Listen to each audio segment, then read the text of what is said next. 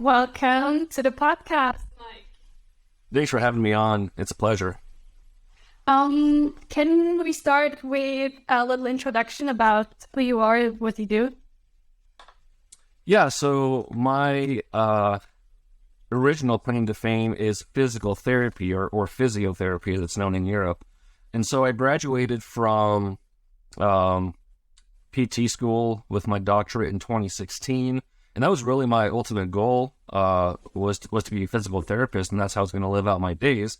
And so I got a job shortly after graduating, just at a local outpatient clinic, and I quickly got disgruntled with how I was being used, both within that clinic in particular, but also just the system as a whole over here in America, specifically insurances, something I don't think many of you guys in Europe have to deal with because of your medical healthcare system. But here in the US, we deal with insurances, and there's pros and cons to it, a lot of cons, of course. And the con for me as a physician or as a practitioner was that the insurances more or less dictate how you treat, meaning they'll reimburse for certain treatments, but they won't reimburse for others. And sometimes these other treatments they don't reimburse for are very advantageous or beneficial or effective, but for whatever reason, they're just not reimbursed. So as a clinic owner or as someone who's running a clinic, they're going to tell you to do these particular treatments because they get reimbursed more.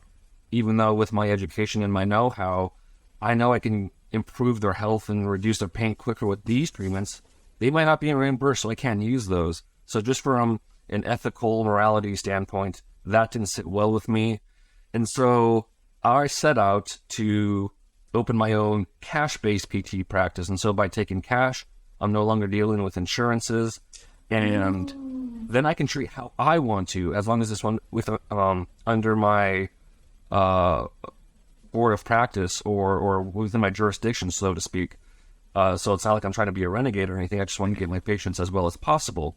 And so it was during this process of opening my solo practice and developing, we can call them holistic or alternative treatments relative to a traditional PT, physical therapist here in America. And it was during this process of learning and becoming proficient in these different treatment techniques. For example, one is called dry needling. I don't know if you guys have that in Europe. It's not acupuncture. It's the exact same needles as acupuncture, but the treatment philosophy and treatment paradigm is completely different. With dry needling, it's specifically to reduce pain, relieve muscle tightness and that kind of thing. So you go very deep into the body, sometimes all the way to the bone. Whereas with acupuncture, it's very superficial. They're treating the meridian, so they're normalizing energy flow, and whatnot. So anyway, dry needling is amazing for reducing all types of pains, whether it's chronic, acute, headaches, migraines, lower back pain, ankle pain, what have you. Dry needling is amazing, and so that's how it kind of made my claim to fame. And believe it or not, this is a long-winded way of how I got into red light therapy, so bear with me. But it was during this process, of learning these treatments. It was dry needling, and then I picked up cupping, and then I picked up blood flow restriction training, which is amazing. It's how you can lift a fraction of the weight, but get the same results of lifting heavy weight. So it was amazing for people who are in pain or elderly. Interesting. Yeah, I mean, we could have a whole podcast on that, but and then there was hyperbaric oxygen therapy, so HBOT, which is of course amazing for a laundry list of health maladies. And then I finally came upon red light therapy. I read a lot of books, and so good old Amazon suggests or recommends certain books, and this one kept popping up. The cover didn't necessarily look attractive or anything, but it had a ton of ratings, and it was like 5 stars.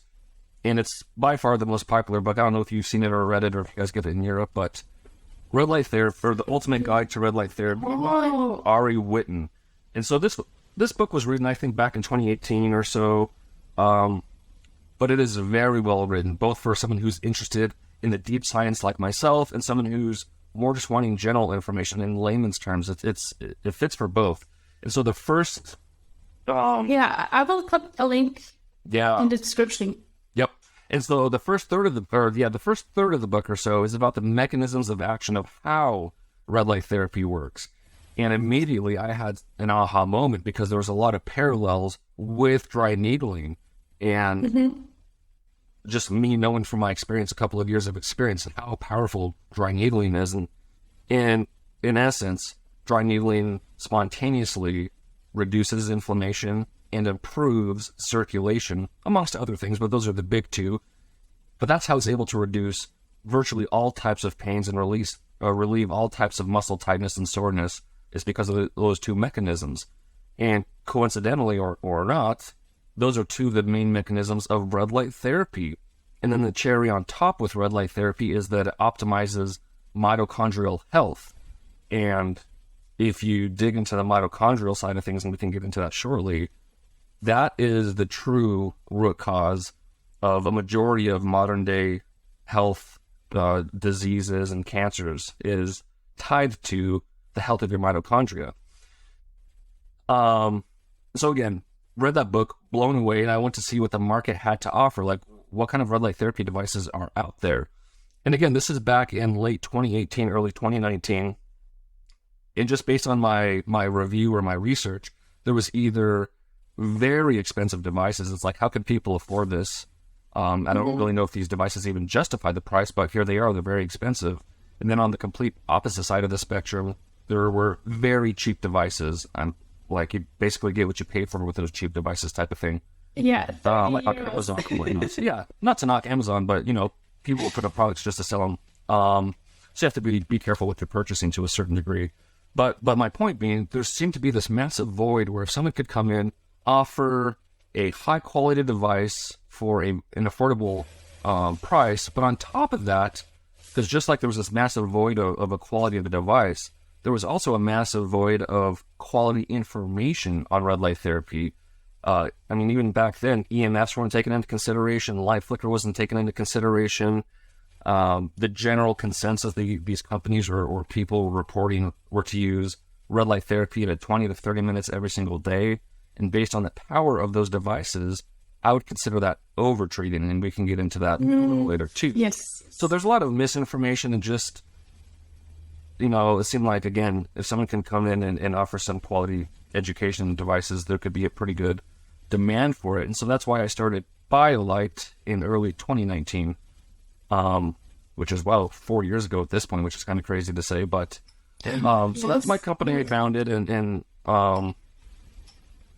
that's really what I hang my hat on, is developing and producing and providing high quality devices and some innovative devices, because everyone offers panels and handheld devices. So I wanted to offer some more unique and effective products, such as the one behind me here, the mouthpiece, so it's specific for oral health. And then, like you and I were talking before the recording, a skin cream that is, A, it's a standalone anti-aging skin cream, but B, it was specifically made to enhance red light therapy treatments. And then most recently, we just released a red light therapy mat called the Matrix, which is basically like a full body panel, but you can roll it up, and it's flexible LED, so you can just roll it up like a yoga mat and take it on the go. So it's highly, highly portable. You can sit on it, lay on it, do some yoga and stretches on it. So it's a very unique and versatile product. So that's kind of my short but long story of how I got into red light therapy. It was never intentional. I kind of just happened upon it through my reading and learning. And once I read about how it works, and I guess I should get back to the book here, because I said the first third was about the mechanisms of action, where I had the parallel with dry needling. But then the second 2/3 of the book, which was equally impressive, was all of the research that backs red light therapy. So it's not just like a hope and a prayer that this red and near infrared light helps improve your health. There's thousands and thousands and thousands of peer-reviewed research articles backing the multitude of ways that red light therapy can work, because as you and I are aware of, and maybe your audience is, and others are not, red light therapy can help with so many different things because of the mitochondria, and the mitochondria are in every single cell in your body outside of red blood cells. So as long as you can get red and or near infrared light to those cells, you should see an augmentation in your health, or a normalization or a modulation in the health of those cells. And But again, it all comes down to the root cause being the mitochondria. And so really, light is one way, but a very powerful way that we can optimize mitochondrial health. The other couple of ways, and this is according to Carrie Bennett, who you and I are very big fans of, but Yes. it also goes before her to Jack Cruz. I'm not familiar with him, but the yes, he's put out over the years, and the dots that he's connected, his big three pillars or his three-legged stool is light, water, and magnetism. So if you can optimize your light environment for your mitochondria, if you can optimize your water, the quality of your water, whether it's easy, like drinking structured water or hydrogen or electron-rich water, things like Quinton water, where it's like basically water, but it has all those electrolytes in there, which is is your blood. Yeah, and then there's magnetism. So we're getting in touch with your earth. Not with your earth, the earth. Meaning, how are you absorbing those free electrons that are literally out there all the time? All you have to do is connect your skin to the earth, and actually that's the book I'm currently reading and doing a 3-part solo-sode series on for my podcast is this book on grounding. It's called Earthing. And I highly recommend anyone wanting to improve their health to read that book, because once you read it, you will want to be grounding 24/7. And so I'm actually currently grounding right now, even though I'm indoors, because I have a grounding mat that I had purchased from the author, where it is connected to a grounded outlet. So it's not connected to electricity, but it's connected to a grounded outlet. And since it's grounded to the earth, as long as my feet are on this conductive surface of this mat, I'm receiving the same benefits as if I were outside. And so I feel kind of silly that I didn't read this book sooner, or like learn about earthing and grounding sooner, because I spend way too many hours at my desk, or this time of year in Montana, the weather is horrendous. Like right now, there's no blue skies. It's all clouds and about 28 degrees outside. So it's not very motivating. The same here. Yeah, so it's not very motivating to go outside and ground. But with this technology, it's a very simple technology, but very effective. I can be grounding all the hours I'm at my desk, and I actually also got a grounding pad for my wife and my king-size bed. So we're grounding while we're in bed. So, 7 to 10 hours a night we're in bed. We're grounding not 24/7, but the whole time. And so I just started this within the last handful of days. And again, if you read that book and read the implications, it's very similar to red light therapy and how it reduces inflammation. It's all about electrons and electron flow. And I know this is kind of going down a different rabbit hole and different diatribe, but I'll let you ask some questions, because I could clearly go on forever. Okay. Where do you want to go from here? I just want to put a plug in for grounding, because of course I love red light therapy, but grounding, if you're not doing it, you must, because it will improve your health, and it's safe. It's what our ancestors and our cells, and from an evolutionary perspective, we were meant to be connected to the magnetism of the earth. So, yeah, let's go on with that. People have gone as far as to say that, like, the shoes may be one of the deadliest interventions of all time, because it's simply that rubber sole that we all wear whenever we're leaving our house. And when we're in our house, we're disconnected from Earth, more than likely, unless your house is, you have like a stone floor, which is also basically on the same level as Earth. But we're all, raised off the Earth, and we're walking on carpet or vinyl or and wood, which isn't conductive. So we're all disconnected when we're in our houses. And then when we leave our houses, we put on those rubber-soled shoes or footwear, and it's that non-conductive rubber that literally disconnects you from Earth. So if all you did was walk around barefoot, or even nowadays, of course, with the awareness of grounding and Earth in the last handful of years, you can buy footwear that keeps you connected to the Earth, even while you're, protecting the soles of your feet, so to speak. So I just got to make a plug that people need to at least look into it, learn about it, and get connected with the Earth. Yeah, have you found a good brand of shoes that grounds? I haven't looked that far yet. I'm like idiot about reading that book. I want to finish the book first, but I did want to get at least a mat for my desk and a mat for my bed, so at least I can start getting connected as long as possible throughout the day, because essentially you want to be connected as frequently as possible to get as many benefits as possible. Because once you are disconnected, the benefits stop coming in, and it's almost like you turn off the switch. So being connected as often as possible is key when it comes to grounding. Right. Whereas with light, there's a certain dosage you want, because you can certainly quote unquote overdose or overtreat on light. Whereas with grounding, it's like you want to be grounded 24/7 if you can. Yeah, but the way I think about it is like it kind of isolates you. So if you're not grounded, but you're kind of isolated in a bubble, and then you're like not coherent, the opposite. The opposite of disorganized. Yeah. Disorganized, right? Yeah. Yeah. And if we think about it, with this modern day, lifestyle we all have, it wasn't that long ago that we didn't have these distractions or this disconnect from Mother Nature. We were farmers, we were ranchers, and before that we were hunters and gatherers. If we think about it, our ancestors and tribal people. So it's like, it's been in the very, if we look at the timeline of humanity, it's a very small blip that we've decided to disconnect ourselves from Mother Nature in so many ways. And in that very small blip, we've seen an exponential rise in every health malady you can think of, in cancers and mental health. Everything. And so, where was I going with that? It's going downwards, the world. Yeah, it's a very simple fix. Even how we've seen this exponential rise in health. I think this is where I was going. Yet we're trying to fix it with pharmaceuticals. We're trying to fix it with serums. We're trying to fix it with allopathic ways that are just basically throw a patch on there. Not even through diet and nutrition in there. Like, we're trying to solve all these issues with diet and nutrition.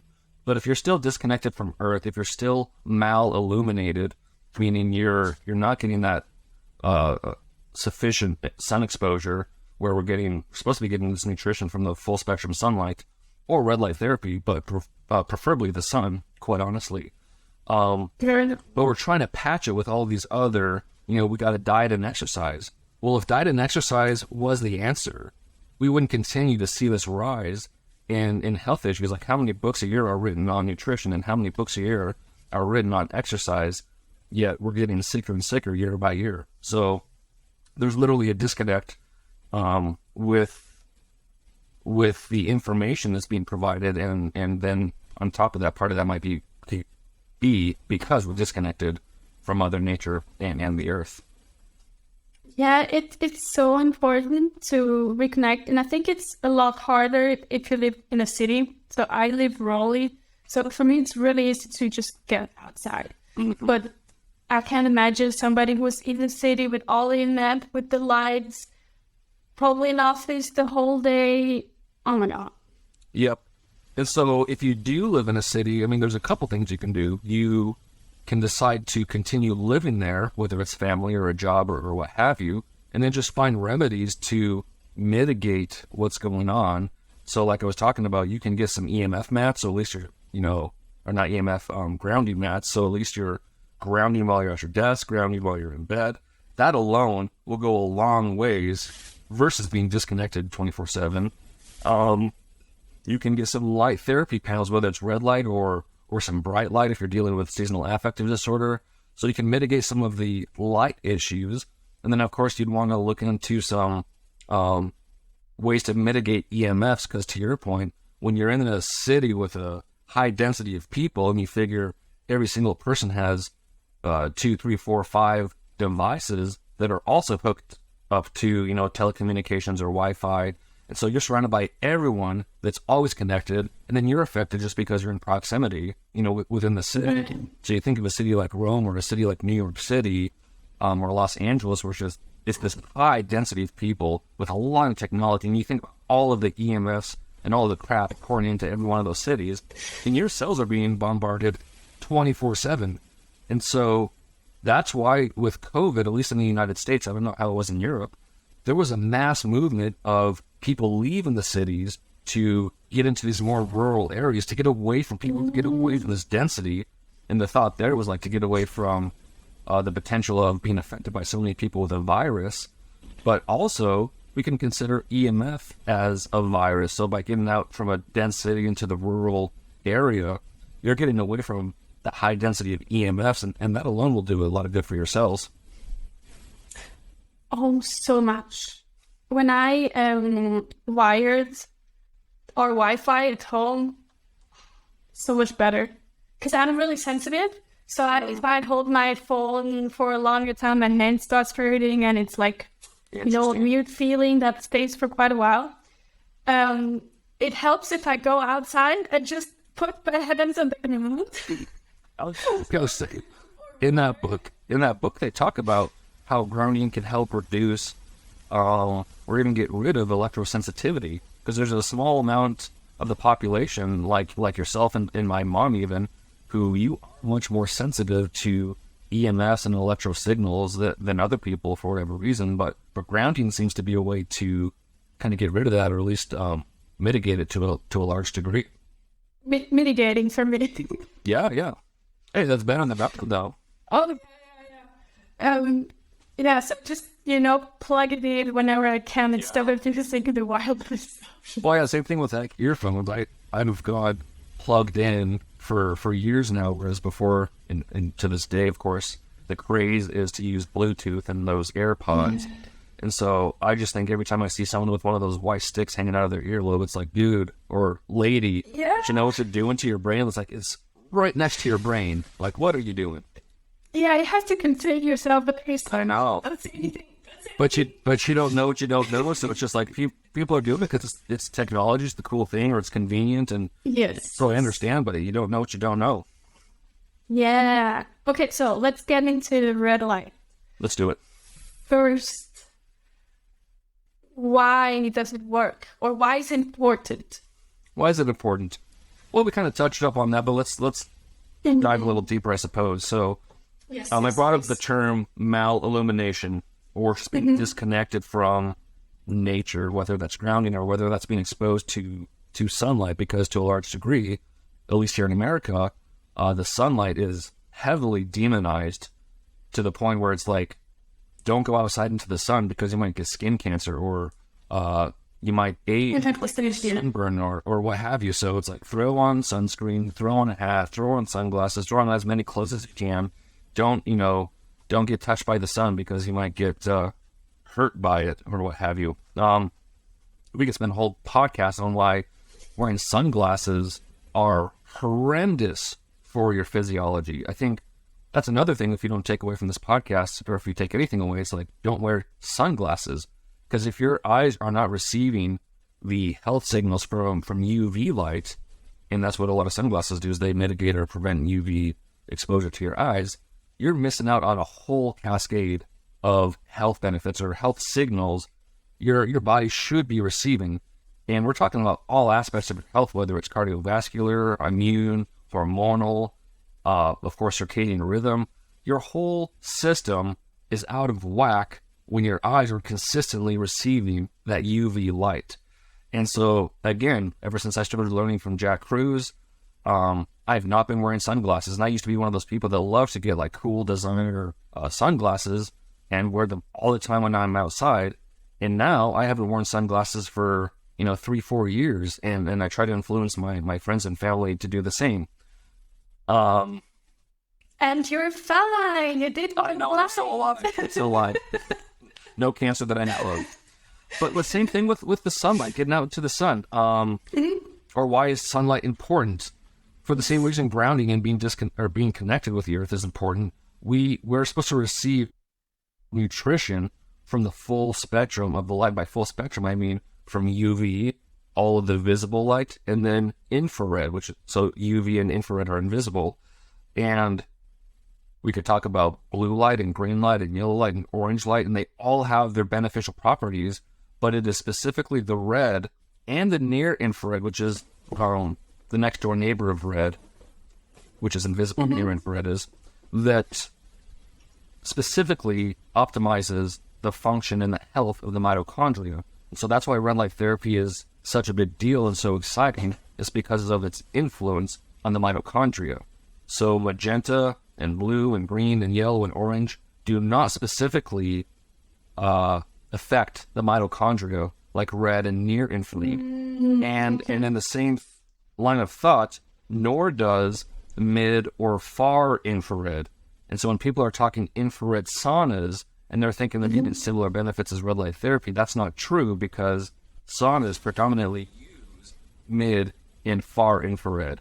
So again, many health benefits to mid and far, but when we're talking red light therapy, we're talking near infrared. Again, the next door neighbor to red.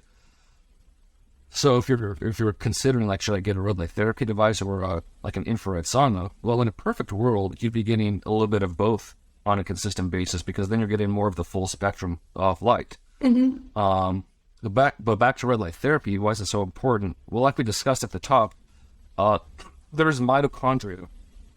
Sometimes there's tens, sometimes there's hundreds, sometimes there's thousands, sometimes there's even tens or hundreds of thousands of mitochondria per cell, depending on what tissue it's in. And the way that's determined, how dense the mitochondria are for that cell, is based on how much energy that tissue needs. So, for example, the highest energy demanding tissues or organs, of course, would be the brain, the heart, the liver, skeletal muscle, the eyes. And so with that being said, just from a fundamental standpoint, if those are the most mitochondrial dense, then those should be most affected by red light therapy. Also, if we're talking about mitochondrial dysfunction, and mitochondrial dysfunction is essentially what leads to health issues and diseases and cancers. And I'll get to that in a second, why that is. So we know that the more dense it is, the more effective it can be by red light therapy, but also those are the first tissues or organs that can be compromised due to mitochondrial dysfunction, because there's so many abundant mitochondria that if they become dysfunctional, well, that's why we see so many not only mental health issues, but things like Parkinson's and Alzheimer's, because the brain is affected by being mal-illuminated. That's why we see so many cardiovascular issues, because the mitochondria in the heart are compromised. Same thing with liver issues or musculoskeletal issues. And God forbid, of course, the eyes. I mean, those are probably the number one tissue that starts aging first is the eye, because, again, people wearing sunglasses, the eye is not getting enough nutrition. And when you block proper light nutrition, of course, things are going to go downhill. And so why are the mitochondria so important, I guess, is the question we should answer, because just on the surface, I'm telling you this, and so maybe you believe it, maybe you don't, but this is kind of where the rubber meets the road for mitochondria. So we have to get into the topics of, or the topic of bioenergetics, which means the energy of your cells and the energy of your body. So around 98% of all of the energy in your body is produced by the mitochondria. And by energy, I'm not talking about, the jitters from coffee or, getting amped up for something. It's the energy that your body needs to carry out physiological, biological processes on a daily basis. So it's just normal energy that's required. And so when your mitochondria are not producing enough ATP, and ATP is that token of energy, then the energy in that cell or the energy in that tissue goes below the level of normal, and you have too many cells that are not producing enough energy or have enough energy. That's where you start to see issues.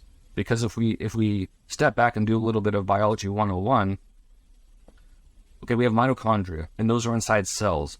If we have a couple of mitochondria or dysfunctional mitochondria, it's not a huge issue, but it's when you have a preponderance or a majority or too many dysfunctional mitochondria in that cell that cell becomes unwell or unhealthy.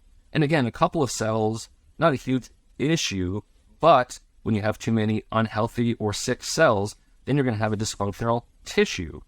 And this is where you start to see these diagnoses, or when you get sick, you go to the doctor, you get a diagnosis. It's usually at this tissue level and beyond.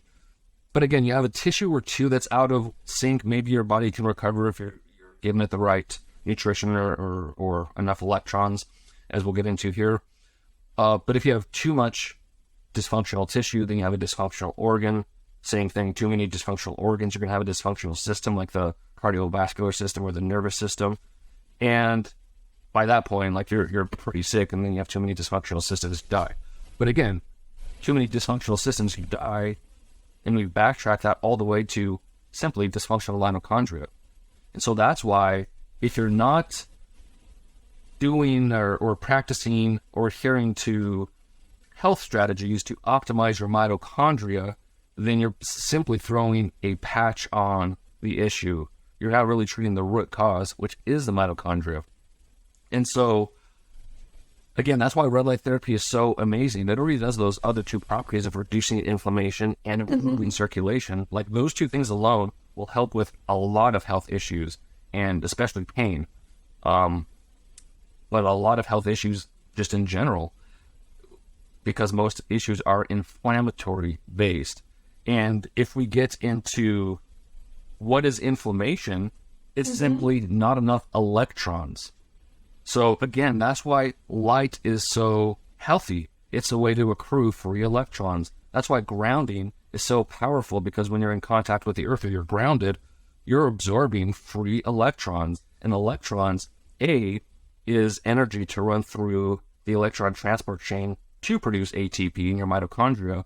But secondly, like we were talking about, inflammation is not enough electrons. So when you don't have enough electrons, you become very acidic. Your pH becomes, 1, 2, 3, 4 in the acidic range. But the more you get in touch with electrons, again, whether that's electron-rich water, grounding, walking by the ocean, doing some red light therapy, when you're putting free electrons, you're moving yourself from an acidic environment, an inflammatory environment, to a more neutral and or alkaline environment, which when you're in a neutral alkaline environment, health issues and diseases and cancers can't thrive. They go away. And so that's why all these practices are anti-inflammatory, because you're introducing electrons, which are inherently anti-inflammatory. So that's why red light therapy is so amazing. Again, you get that anti-inflammatory from the electrons.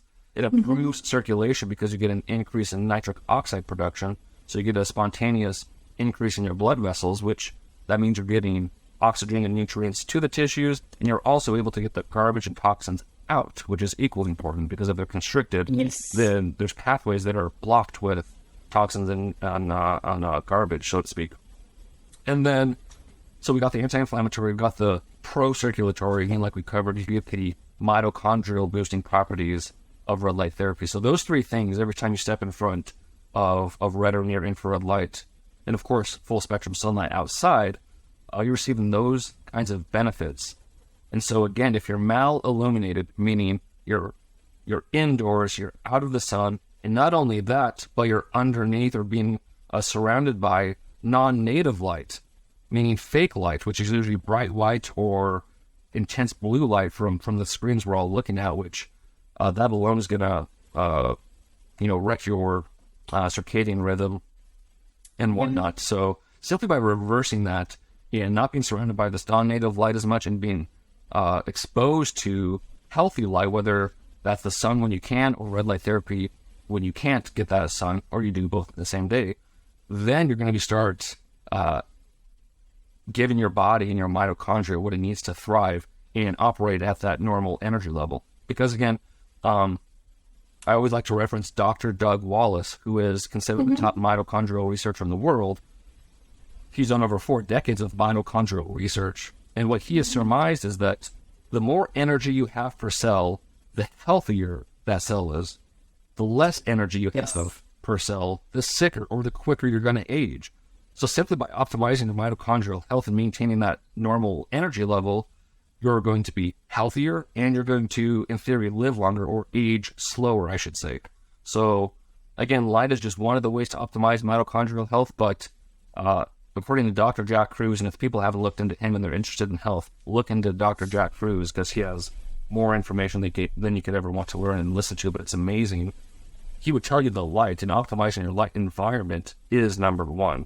So that's why I'm so excited to talk about, red light therapy, or just light health in general, whenever I can, just to continue to spread that word and get them information out there. So at least if someone hasn't thought about it, it kind of gets their brain turning and thinking about, how is my light environment at home, or like how much am I actually getting full spectrum sunlight on a consistent basis. And like you and I, we're living at a high northern latitude, so we can't necessarily get that full spectrum sunlight as consistently as we want. So you do have to find these alternative techniques such as light therapy to kind of make it through these tough winters. It's a tough winter, yeah. Every single summer, I could move to the tropics. I don't know if you came out. That's the goal.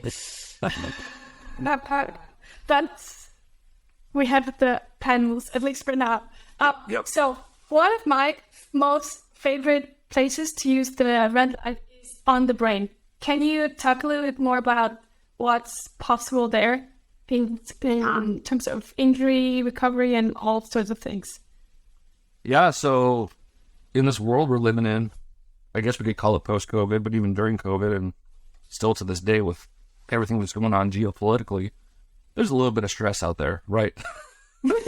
People are stressed, people are anxious, and depression. And the further you get away from the equator, the higher the depression rates are, and that's directly correlated to sun exposure. So there's no coincidence there. I mean, you look at the northern European countries, I mean, the highest rates. Oh, they're so suicidal. Yeah. And that's fine, largely.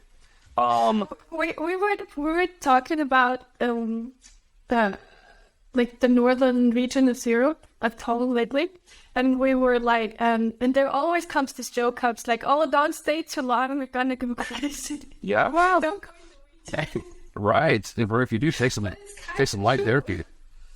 Yeah, that would drive me crazy. Short days, barely seen any light. So light for the brain. Okay, yeah, stress, anxiety, depression.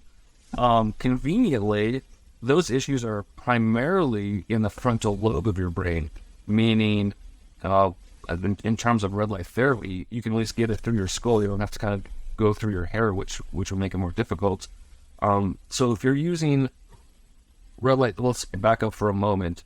The difference between red and near infrared light from a treatment perspective. Red light only treats the skin.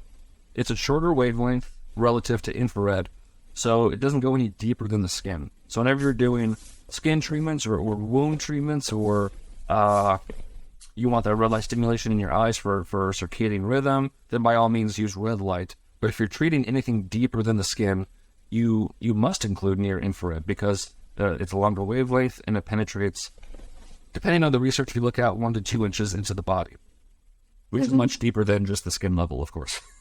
So for the brain, you only want to use near infrared, because again, that red light's only going to get the skin. It'd be wasted light energy for this treatment. And so you would treat the frontal lobe with near infrared, and of course the specific protocol depends on the power of your light device, because the higher your light irradiance of the device, the less time it'll take to get a certain amount of photon energy to the brain. Whereas if you have a lower power device, of course, it's going to take much longer to get the same amount of photons to get the same effect as a higher power device. So I can't give an exact time frame, but for example, like most panels that are out there are in the 100 to 150 milliwatts per centimeter squared range, which is light irradiance.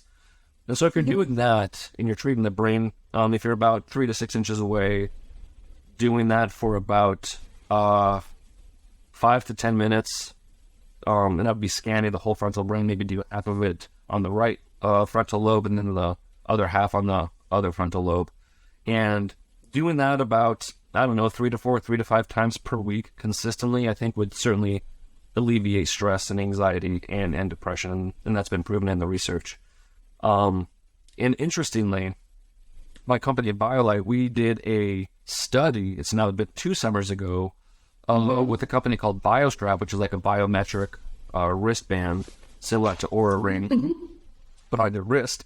And we did a study with our Biolight full body panels to see what the effect was on sleep for doing full body treatments. And of course, we're collecting all of that biometric data, like heart rate variability, and all that good stuff, sleep data on the BioStrap. And what we found was essentially all the biometrics were trending in the direction of an enhanced or higher quality sleep. The study was just a little too short to get statistically significant figures, but had we extended it a little bit, we more than likely would have gotten that.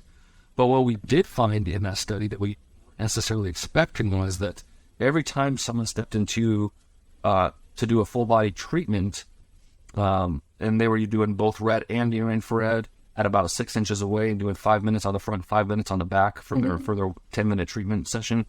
But every time they did that, their HRV went up. I think it was 122%, meaning tapping into their parasympathetic nervous system instantaneously and significantly every time they did a full body treatment. And so I say that because whenever you're able to tap into your parasympathetic nervous system, you're getting out of that fight or flight sympathetic, meaning you're reducing your stress. So there's a significant reduction in stress every time you do a full body red light therapy treatment. So you can do that. Of course, you can also treat the brain directly.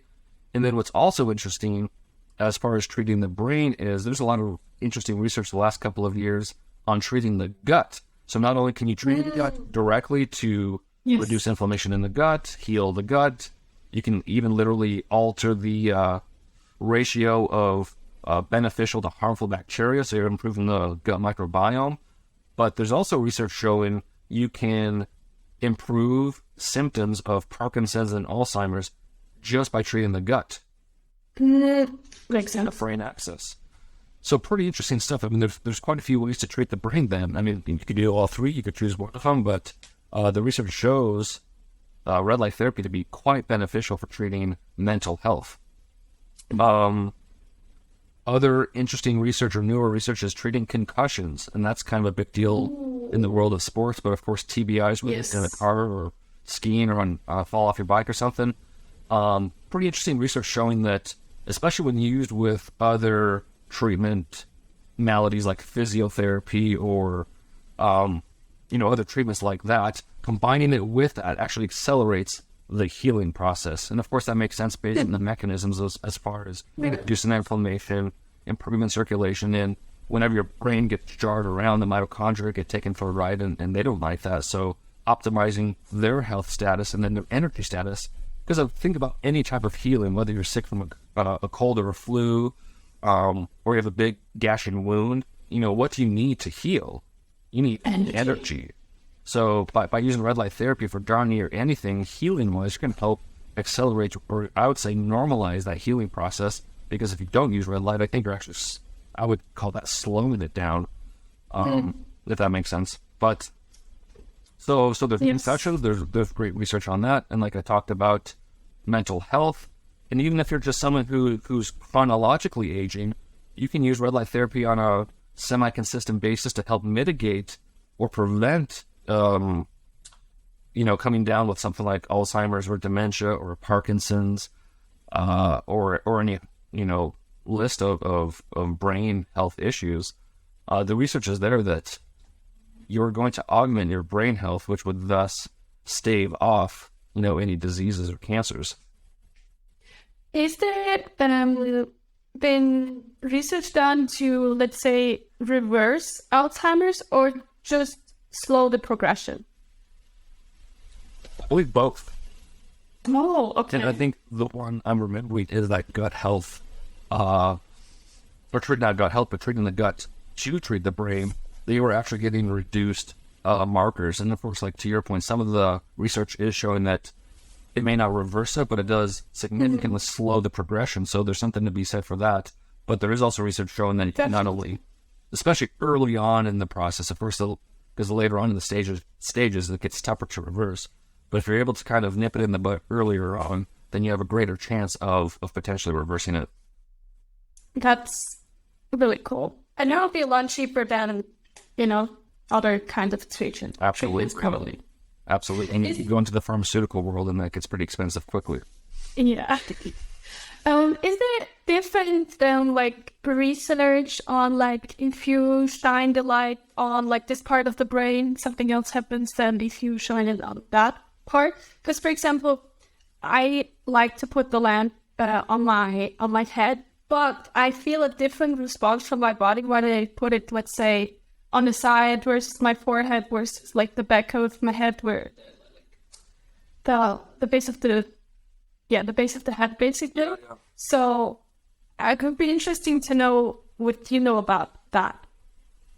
I don't know if there's too much research on them isolating different parts in the brain necessarily, but just from an anatomical frame of mind, the frontal lobe has a certain function, the midbrain, the parietal area of your brain has a certain function, the occipital lobe, has a different function. So it makes sense that if you irradiate that with light, you're going to get a different response neurologically just because they perform different actions. And then actually it's funny you say that, because if you do treat the base of your skull or kind of the upper portion of your neck, whatever you want to call it, that's actually the one way, maybe one of two ways, you can directly affect the cranial nerves, because there's some ganglion that come out there that help with, I think it's melatonin production. So it's actually one of the ways you can help if you're someone who doesn't get quality sleep or has trouble falling asleep, is irradiate the base of your skull with that red and near infrared light, and that seems to help with sleep. Of course, a lot of people have muscle tension, like we're talking about stress, so that's a highly tense area. So doing the red and near infrared light would also help reduce tension in there, which always feels good. And then you're getting more blood flow and circulation, not only to those muscles, but potentially up into the skull as well. So yeah, the base of the neck is a great spot. I think we do know, like if you are treating mental health specifically, it does have to be frontal lobe, because you're not going to get the same results treating different areas of the brain. If you do have like a concussion or TBI, treating the area where your brain got sloshed around, I believe is going to be more effective. In a perfect world, maybe you have one of those helmets or like a headset where you're treating the brain from all angles. But if you have one device, or you can only treat one area at a time, then you probably want to directly irradiate the area where you got hit with the brain or where it got sloshed around. Well, that makes sense.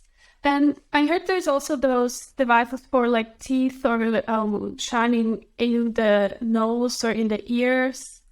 Is it the same thing, or what are the effects there, or the use, let's say? Yeah, so for the intranasal devices that go up your nose, you're actually able to irradiate a different portion of the brain. So instead of getting the frontal or the front part of the frontal lobe of the brain, in theory, the light is going up the nose and is hitting the under part of your frontal brain, I believe. So it's just able to get a different portion of the brain than you would otherwise be able to get. And I believe like the top company for that is like Biolight or Vielight, however they say it.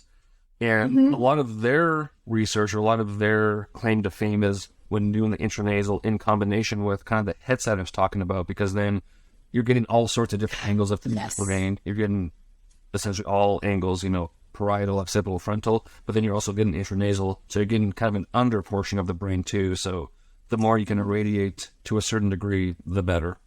As far as in the ear, I think a lot of those are like white light or blue light devices, right? Okay. Where you like you and I were talking about before, jet lag, or someone who has difficult, they're waking up groggy, which there's a lot of reasons for that. But if you put these devices in your ear when you first wake up, it's supposed to kind of jumpstart your cortisol, which is the hormone that wakes you up in the morning. Interesting. There may be some benefits with red light therapy. I don't know any specifically yet. I've seen some interesting research on loud noise induced hearing loss, and that if you can mitigate that or reverse it with red light therapy. But I think a lot of the devices you're talking about are specifically for kind of nipping jet lag in the bud, or again helping you wake up less groggy. Interesting. Yes. Okay. There's certain nerves in there that are stimulated. Of course, if you think about it, from our ancestors, they were outside. That sunlight was getting in their ears and stimulating them. But again, when we're indoors, or like you and I, there's no sun, we're not getting as much light into those areas. Right. Okay. So how does somebody differentiate between a good and a bad gadget? What's a bad red light therapy panel and what's a good one? And different kind of qualities, and how do we hook up it right? Sure. So there's a handful of specs you want to look at. For the most part, everyone's using the same spectra of light or wavelength. So pretty much everyone's using 660 nanometers for red light and 850 nanometers for near infrared. Some people are combining multiple wavelengths of red, so like 660 and 633. And then near infrared, some people might use 850 and 870 or 830. So they're giving you multiple wavelengths of each. But for the most part, everyone's using pretty much the same thing, so you don't have to worry about that too much. The second metric would be light irradiance, which we kind of touched upon. And for a therapeutic dosage, so I'm kind of on the fence about this the more I read the research. When I used to say they can want it between 100 and 150, which is what most of these panels are, even these handheld devices. I mean, this one's about 100 milliwatts per centimeter squared, and that's measured at 6 inches, and that's kind of the standard, is 6 inches away. How much light irradiance does it have? But what I've read is, especially if you're doing full body treatments, you might actually want a very low light irradiance, like in the tens or teens, and then you just do a longer treatment, and that's been shown to lead to some fantastic results for full body treatments. So this is probably likened, and this is actually how the Matrix was built. Is it has a very low light irradiance, and part of it's because of this research. Is that when you're trying to that would make sense, because right, you have the most red light in the morning and evening, and it's a very soft light. Yep. It's not intense. Right. So and that's a time and place for the most kind of benefits, right? Is that correct? I mean, more or less, yeah. I like the way you're thinking, and that makes sense because, yes, there's a time and place for these higher power devices, whether it's time efficiency or you're trying to get somewhere deep like the brain or some peripheral nerves or some organs that are deeper. So yeah, you want a higher power device because you lose a lot of that light on the way to that target tissue. Let's say the brain, only a small percentage of the light actually makes it to the brain. So if you have a higher power device, then you're able to get, again, more photons to the brain at a given time relative to a lower power device. But to your point, for doing most of the treatments, especially full body treatments, blasting your entire body with that high light radiance, it's very easy to overtreat. And that's one of the beautiful things about red light therapy, is that it's very, very safe, and you're not going to see any negative side effects or any negative consequences from overtreating, other than maybe some detox symptoms, especially for people just starting off with red light therapy. You might get that initial detox, which doesn't feel good. It's low level, but again, it doesn't feel great. But it's a sign that your body's healing, so just stay consistent with your treatments and you'll probably get through that. But to our point here, a higher power device is going to make it more difficult to get under this window of your target dosage. And this is another topic we should probably touch on quickly, is unlike grounding, where you want to ground all the time, with red light therapy, there's something called a biphasic dose response, where it's like a bell curve, and you want your treatment dosage to be underneath that bell curve. But the bell curve is different from treatment to treatment, meaning treating the skin versus treating the thyroid versus treating for hormones. Every curve is a little different for what that dosage needs to be. And then also it's different from person to person. So it's an N=1 experiment to a certain degree as far as what treatment dosage is best for you. But I have developed an ebook that has a couple dozen protocols based on the research.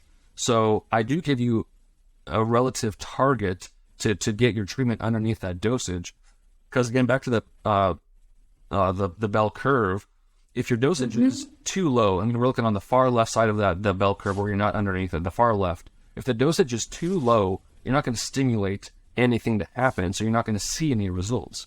But on the flip side, or on the far right, where the dosage is too high, then you're overstimulating, you're overexhausting the mitochondria or the cells, and likewise, you may think that more is better, but you're actually inhibiting what you're trying to have happen. Like it's not going to happen. So again, I say that because I don't want people to think that more is better. Unlike, again, with grounding, more is better. But with light, you want to get underneath this bell curve, so to speak.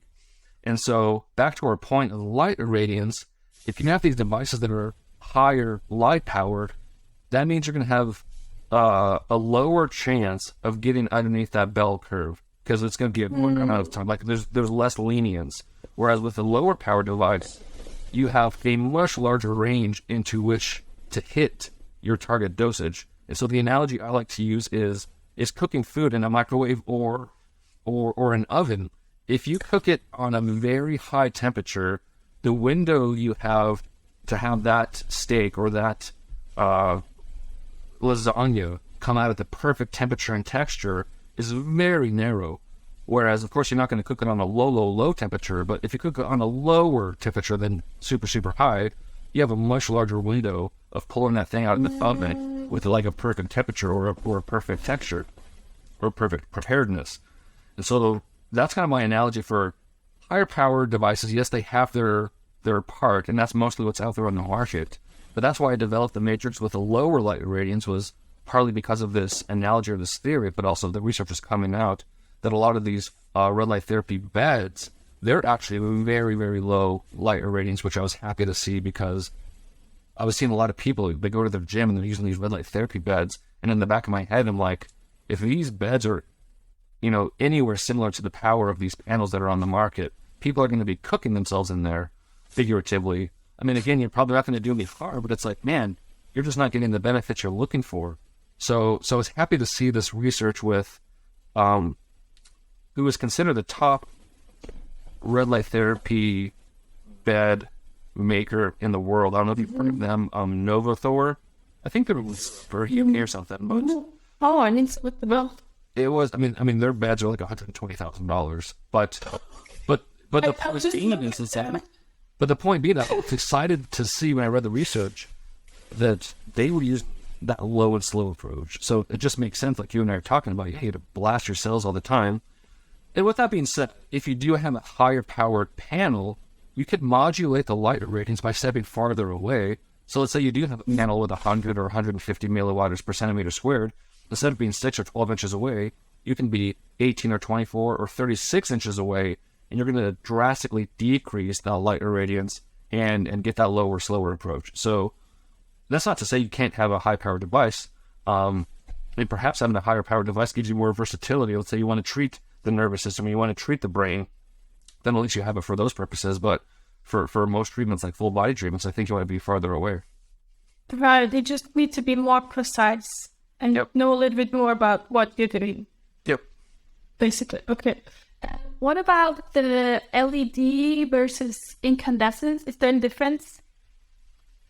Versus incandescence, I don't know, because most of the products are LEDs. I thought you were going to say lasers, because that's what a lot of the research is on lasers. Oh, okay. Which is, of course, that very defined, concentrated form of light, which, again, that's what most of the research is on. But I was going to say that Dr. Michael Hamblin out of Harvard, he is considered the top photobiomodulation researcher, and he has gone on the record of saying that, based on all the research he has done and the research he has read, that using a laser versus LED leads to comparable results, which is great because lasers are much more expensive. They're more dangerous because they can heat tissue because they're much more concentrated. And then B, you can only treat a very small area at a time.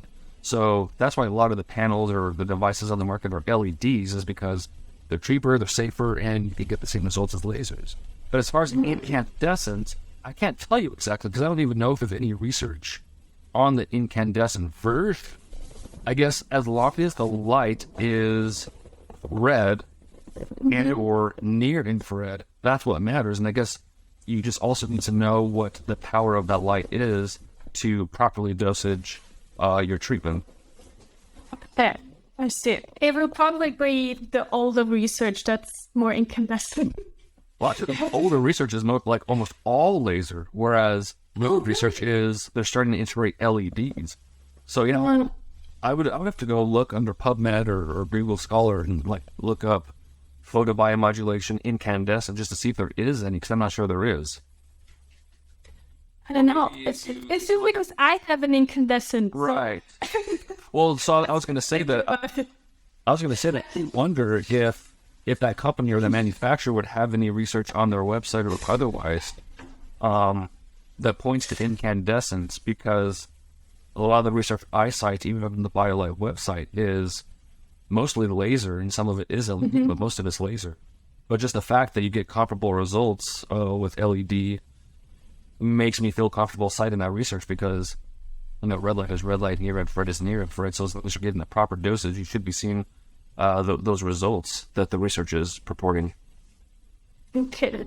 What about the flicker?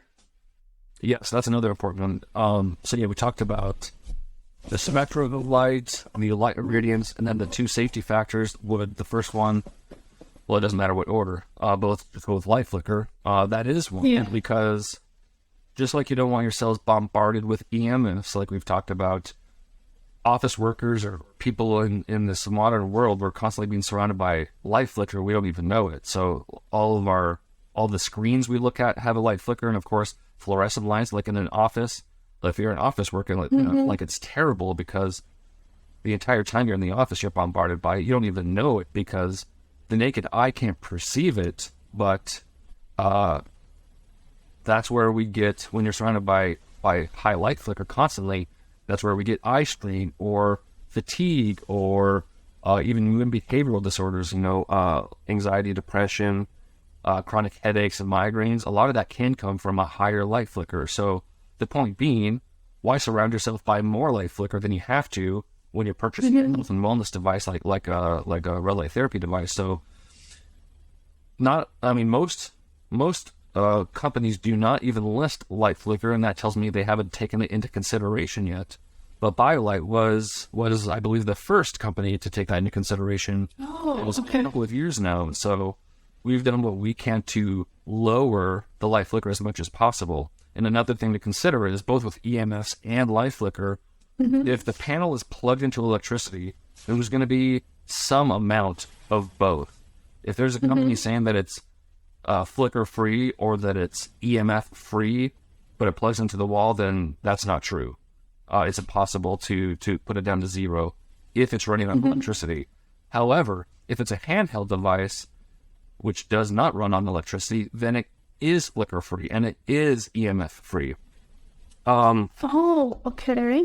Another thing to consider is, why? Just because it runs on an internal battery, it's just running on that lithium battery, so it's not dependent on electricity. And if the electricity is producing EMS in the light flicker, because it's running on a current. So if you're say 60 hertz or 50 hertz, and then it's 50 or 60 over in Europe, I forget which one it is, but it's that current that's creating frequency in the EMFs. Okay. Got it. But another thing to consider is the EMFs and the light flicker, for that matter, differs from company to company. And so before I even started Biolight, I literally bought some of the other companies' panels and tested their EMFs and tested their light flicker. And some were not great, and some were absolutely atrocious. And wow. And those were some of the most expensive devices. I'm not going to say the company, but they integrate Bluetooth and Wi-Fi, which I knew it was going to be high Bluetooth, but I just wanted to test it for myself. And sure as heck, even at 12, 15, 18 inches away, the EMF was still in the non-safe zone. Whereas with Biolight devices and other devices out there, I'm sure, you get up close to 6 inches or even 3 inches, and you're still in the safe zone. So that's another thing to consider with red light therapy, is be aware of EMFs, but just like you can modulate the light irradiance, most panels, if you're 6 inches, but surely 12 inches away, the EMF is virtually zero. So you can rest assured that you can get darn near any product except for the one that uses Bluetooth and Bluetooth and Wi-Fi. That as long as 12 inches away, there's virtually no EMFs. But light flicker, again, you're probably going to get more benefits than the light flicker is going to do harm, because a lot of people wear eye covering or just close their eyes anyway, so then you're not going to necessarily be getting the negative results of the light flicker. Although I have seen some arguments that even the cells on your skin can pick up the negative effects of light flicker. So that's also that would have been my next question. Right. So that's something to consider. So don't poo-poo it. If you can, get a device with the lowest light flicker possible, just like lowest EMF possible. So those are the 4 things to take into consideration. if they don't list the EMFs, if they don't list the light flicker, they're probably not taking it into consideration, which means they could be relatively high.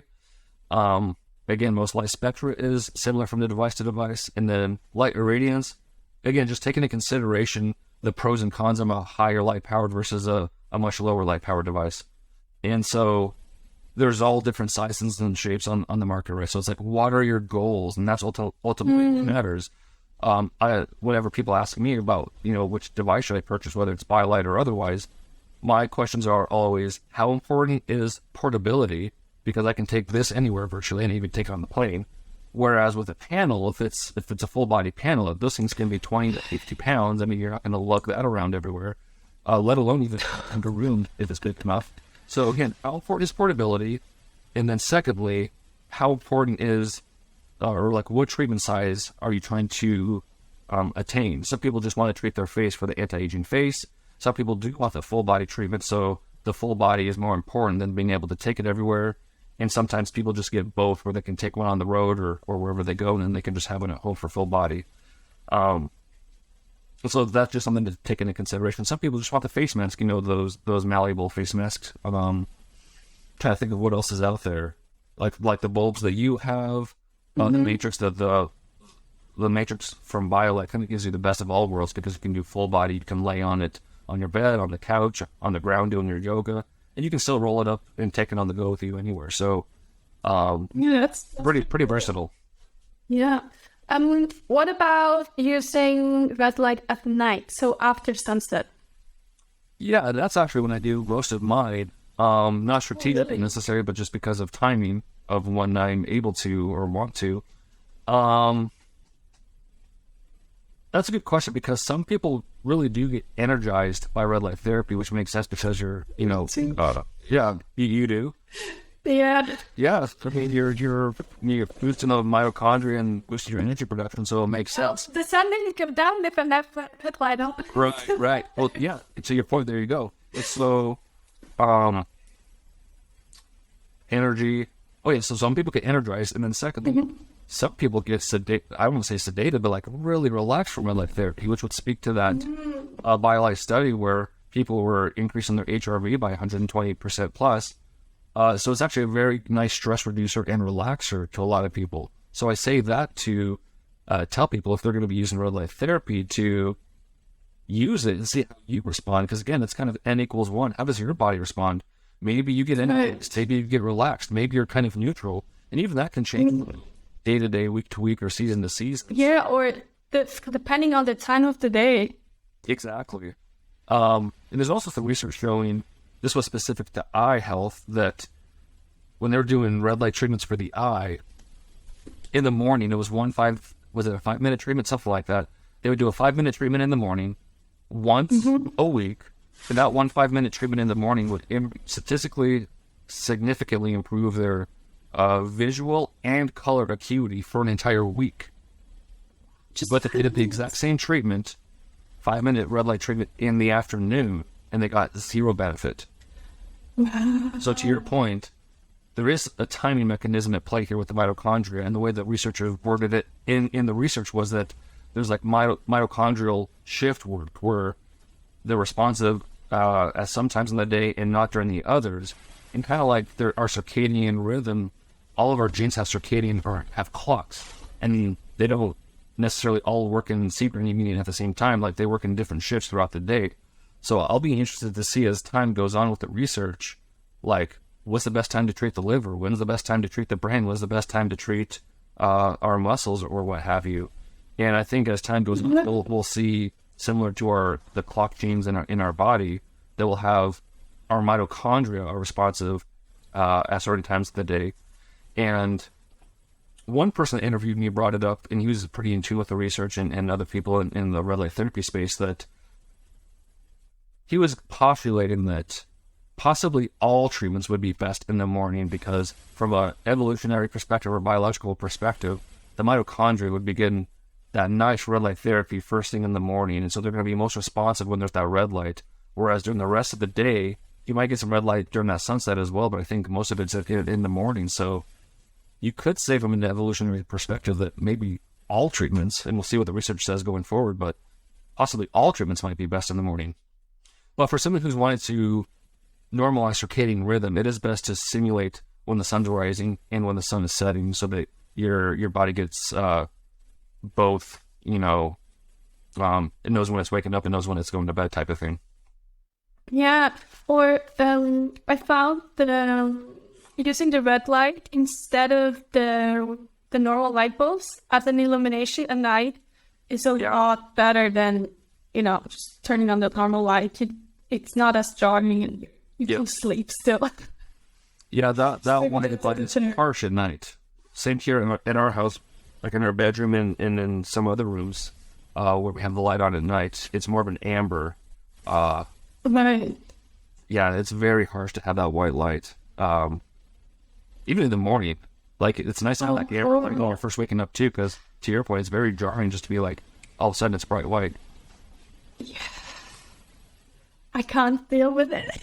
Yeah, but to your point, that's part of optimizing your life and environment. It's not just get outside more and inside less, or not being exposed to this non-native light as much. It's, to your point, how are you waking up? How are you going to sleep in those light environments? I mean, that's equally important. Right. And I think it also depends on where you're at. So what's like the next best step for you? Because there's like the biohackers, let's say, or the applied the veterans. they're really good already with this stuff. But then there's the more normal people, let's say, that hear about this for the first time or the second, and they maybe have a device at home or even not, and they're not even using it. So, like, there is probably like where you can get a lot out of it. Yeah, I know some people that take it to the extreme where when the sun goes down, all of their lights are off in their house, and they'll only use like a red light therapy device as like a flashlight to move around their house, so that they're not inhibiting their melatonin production by having any type of light other than red light, because red is the only visible light that doesn't inhibit melatonin production. So maybe that's one way it quote unquote enhances sleep, is because it's actually not disrupting your circadian rhythm or your melatonin production. Yes, I'm a little bit like that. Yeah, it works though. I mean, I sleep so well since I started using the red light, the panel. I sleep so well. The glasses help too, but it's such an improvement to your quality of life if you sleep well. Oh my god. I mean, sleep is maybe one of the more underrated aspects of health. I mean, to your point, if your sleep isn't good, you're not going to be able to optimize anything else. I mean, you can improve different aspects of health, but you'll never be able to optimize it if your sleep's not consistently high quality. Then you're just going to age quickly if you think sleep is just kind of like a waste of time. It's actually where all of your recovery and all of your regeneration and all of your reparation happens, is while you're sleeping. And so if you're not paying heed to your sleep quality, then you're missing out on a lot of health. Yes. Oh, so much. I think that should be like, underlined, put on the wall. It's so important. Then it's so underrated. Yep. Oh my god. Yes. Well, this was a lot of fun. Yeah. How can people get more of you or your products?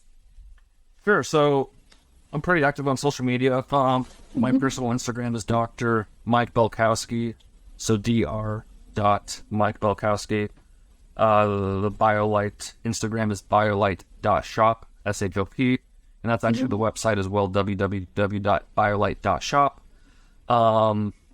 So, and then I have my own podcast called The Red Light Report, where I talk about a lot of the different detailed or research-based aspects of red light therapy, and I interview a lot of experts in the health and wellness and biohacking and longevity realms. So that's on all major podcast platforms. And then I think that's kind of the main things. I'm on LinkedIn, Mike Belkowski. But those would be the main ways to follow me. And by all means, if you have any questions about red light therapy or things like that, just send me a DM on Instagram or on LinkedIn, and I'll be more than happy to help people with their questions. Yes, I can recommend your podcast too.